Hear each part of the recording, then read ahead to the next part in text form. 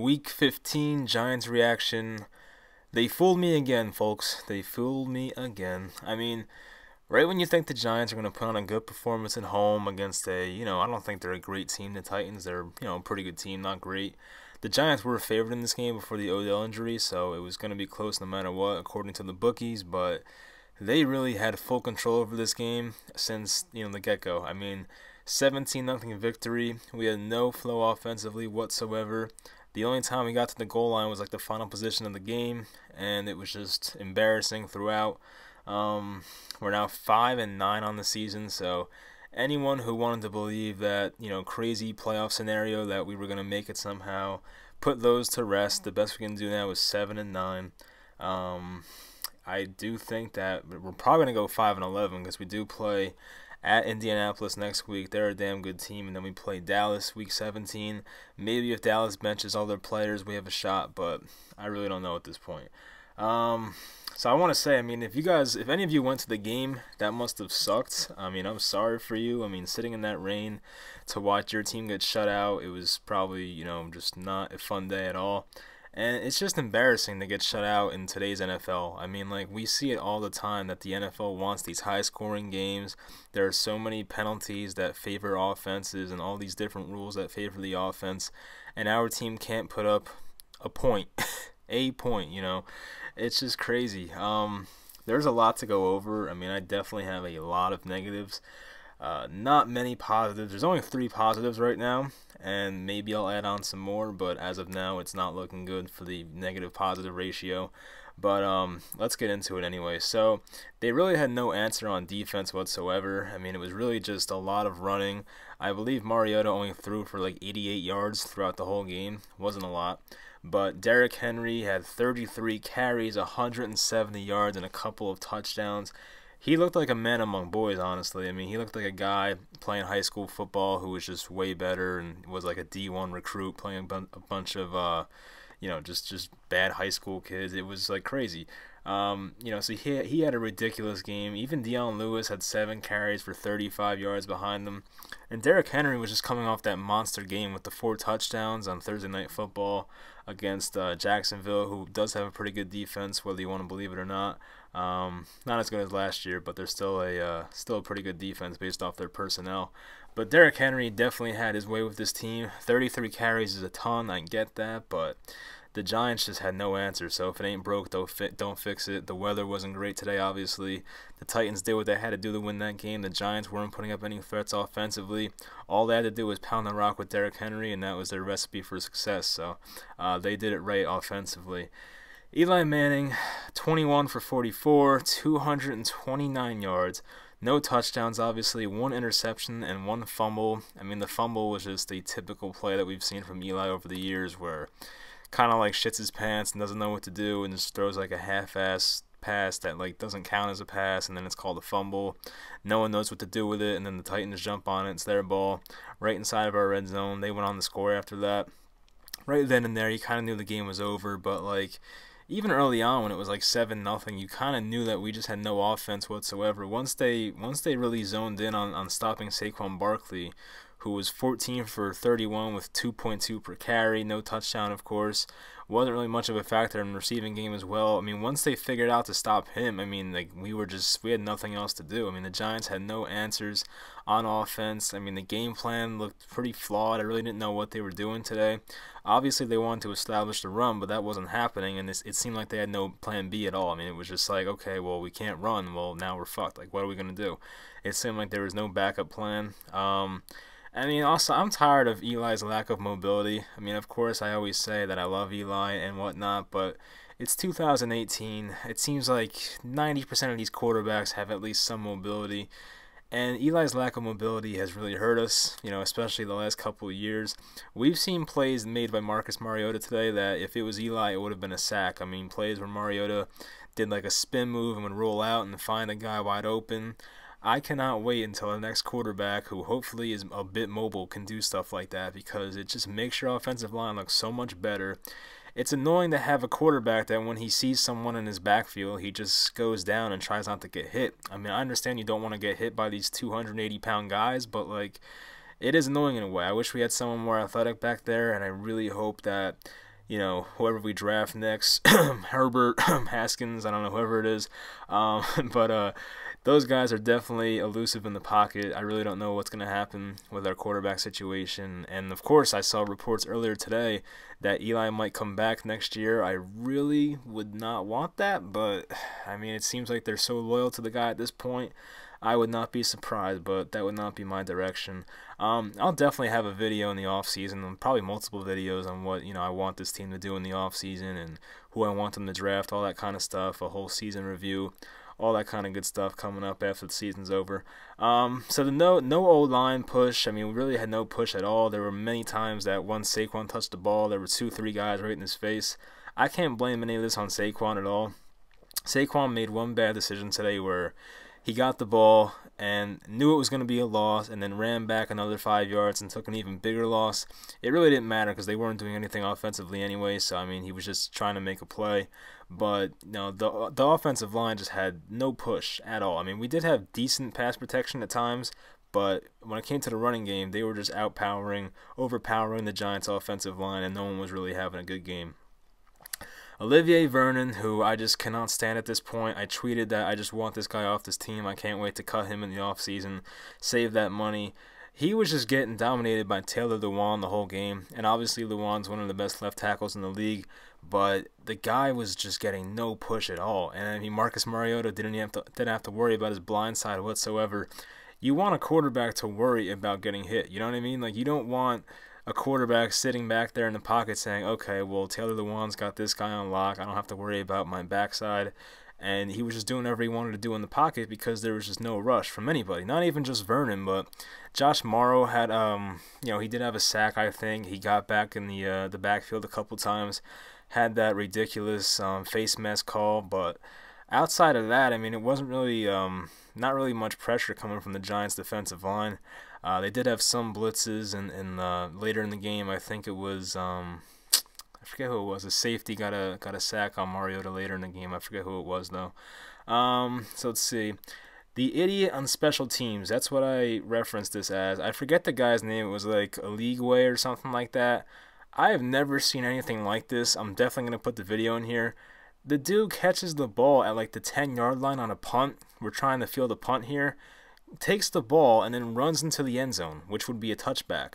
So luckily, we were able to challenge that call, and the Rams got the ball. Not the Rams. The Titans got the ball at the 10-yard line or something like that. But how are you in the NFL and you take the ball on a punt and run it back into your own end zone? That literally makes no sense to me. I mean, I've never played organized football, and I'm sure a lot of people haven't either. But you gotta know what you're doing. I mean, come on now. I mean, that's ridiculous. I've never seen anything like that. It was like one of those jaw-dropping plays where you're like, did this really just happen? Like, it seemed like a lag or a glitch in Madden or something, and the guy just kept running. I don't know. Crazy. I also have Josh Morrow penalties. I just talked about that, obviously, the face mask. It was a big situation. I think it was a 3rd down, and Mariota was sacked, but they called the face mask, and that I think Derrick Henry scored on the next play, and that kind of put the game away right then and there. The first drive we had, even last week I went over this, the first drive we had against Washington did not go well at all. We were just going backwards the whole time. Today, we had Ryan Suckup, the kicker for the Titans, missed a field goal, and we started our drive at our own 38.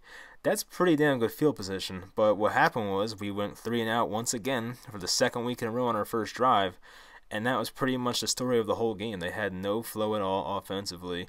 And it was just like, you need to have a bit of a plan on your first drive. I mean, I think they started with a Barkley run, went nowhere, did a play action, swing to Barkley, gained a yard, then had that pass to Shepard. Might have been pass interference. I don't know if the defender got there early or not, but it went incomplete. There was a penalty anyway, so, I mean, they were just going backwards that drive. Last one, Loletta back to the 3rd string. I think I read something like that. I'm not positive. If not, I'll just take this part out. But I'm pretty sure Kyle Loletta did not suit up today, or he's behind Alex Tanney again. I'm really not sure what happened. I don't know if it's because of these comments that he was making. I mean, apparently he was making some kind of like remarks. I have no idea, honestly. I'm not even worried about it. It seems like Loletta being the future for this team is not going to happen, and The guy did not have a good week last week, but you can't judge a guy based off 5 passes, but it definitely did not go how you want it to go. And right now, it seems like it's moving in the wrong direction for Loletta, so I'm not sure what's going to happen. As I said, if it were up to me and we have a decent draft pick, I would like to take a quarterback. There is a ton of defensive talent in this draft, but the Giants' biggest hole right now, I think, is quarterback. I mean, of course, there's many areas where this team needs improvements, but I think quarterback is a killer for us right now. And I don't want to get on Eli too much. I'll go over that in videos in the future, but they definitely need someone that can be a dual threat quarterback. I mean, we just can't have this anymore. Our offensive line is not good enough. One guy is not going to fix our offensive line. I mean, we've seen improvements from Will Hernandez. We've seen Nate Solder get better in the second half of the season. Jamon Brown's been okay for the most part, and Chad Wheeler is just Chad Wheeler. It is what it is. But yeah, I mean, that's pretty much it for the negatives. I might be missing some, but there's really just too much to go over at that point.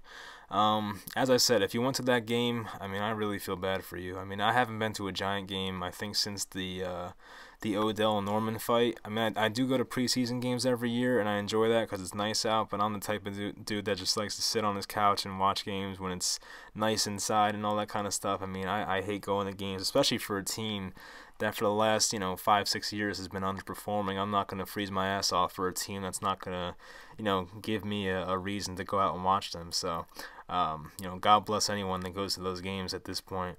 So on to the positives. B.J. Goodson had 9 tackles. Seems like he was all over the place.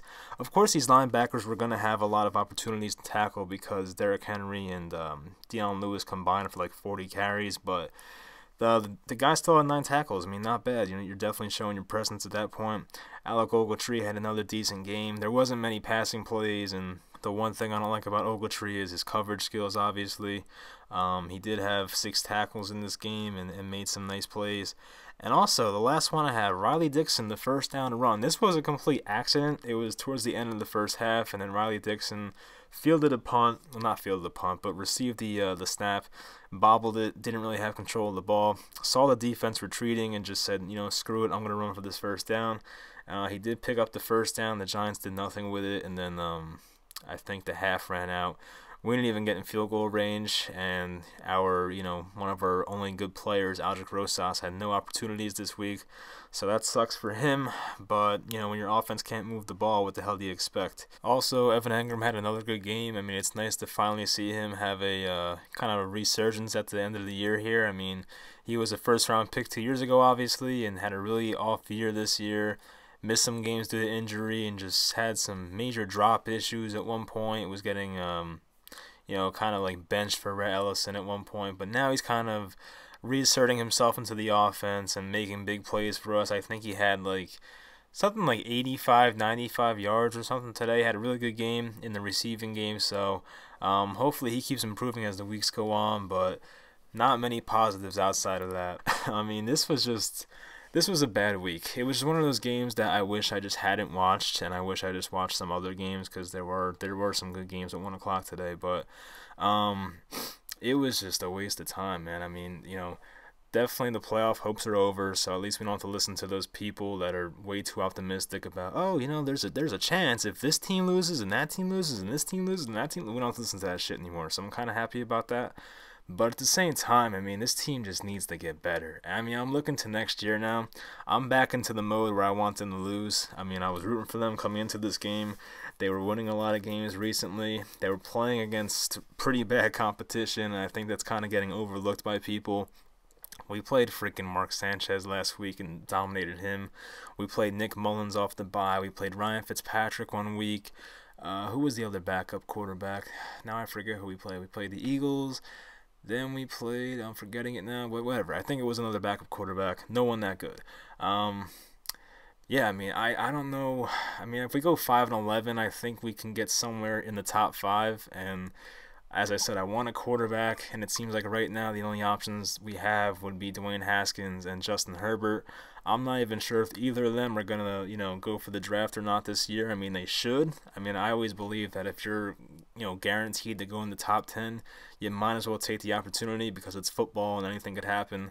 So you might as well get drafted and get all the guaranteed money right away. But I really don't know what direction they want to go in right now. So we'll see what happens. And of course, I'll have videos leading up to the draft. We get Indianapolis next week, probably a 1 o'clock game in Indy. That could be really ugly. I mean, we've had some games in Indy in the past where it just was not even close, and I'm talking about like the Peyton Manning days. But even when we played the Colts with Andrew Luck, I mean, we have not had good games against them. I remember we played them on Monday night once during Odell's rookie year, so 2014, and the Colts just annihilated us at home on Monday night. I think they beat us like 38 to like 17 or something. I don't know. It was crazy. But we definitely don't have the Colts number right now. I mean, if this was like a few weeks ago, I would say you might as well just play Laletta at this point, and I think most of us would agree. But I don't know where Laletta and the Giants stand right now. It doesn't seem like a positive relationship at this point. So I mean, it kind of looks like Eli Manning's going to start these last 2 games, and maybe this is his final 2 starts. I really have no idea. Based off what the Giants do, and it seems like the Giants are always afraid of change. They don't want to move on from Eli Manning. As I said, I wouldn't be surprised if he's back next year. But please, so help me God, if this guy is back on this team for the $20 million he's supposed to make next year, I'm going to lose my freaking mind. You have to reduce his salary. Eli Manning is not worth 20-something million dollars at this point in his career. He's probably worth like between 5 and 10 million, if that. You really have to bring down his contract so we can bring some other free agents in here. I really don't know where we're going to go with this, but I think that'll do it. Yeah. So I guess I'll talk to you guys after the Colts game. We'll probably lose by 30, and at that point, it is what it is. I mean, if we lose, I'm all good with it. Thanks for watching. Follow on Twitter, all that good stuff, and I'll talk to you guys next week.